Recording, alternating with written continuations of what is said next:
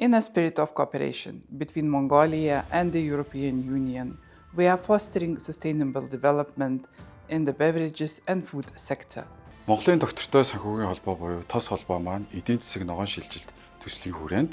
хүнсний салбарын жижиг дунд үйлдвэрлэл болон жижиглэн худалдаа эрхлэгч нарын ногоон бодлого тэдгээрийн доктортой санхүүгийн байдал дэмжлэг үзүүлэх зорилгоор хүнсний салбарын байгаль орчин нийгмийн засаглалын стандарт тайлан аргачлалуудыг бид нар бизнес болон үйлдвэрлэл эрхлэгч нар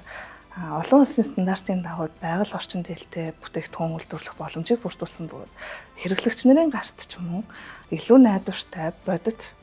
баталгаажсан бүтээгдэхүүн очиход бэлэн болоод байна. Эрчим хүчийг хэрхэн хэмнэх үү, усан хэрхэн хэмнэх үү, дулаанаа хэрхэн хэмнэх үү, хог хаягдлын менежментийг хэрхэн нэвтрүүлэх үү гэдэг ийм чиглэлүүдээр сургалтуудаа явуулж байгаа. Caritas Czech Republic олон улсын төрийн бас байгууллага нь байгаль орчин дээлтэй үйлдвэрлэлийг дэмжиж, байгаль дээлтэй бүтээгдэхүүнийг худалдан авах, нийгмийн зан дадлыг өөрчлөх зорилготой компанид ажлыг төслийн хүрээнд эхлүүлсэн.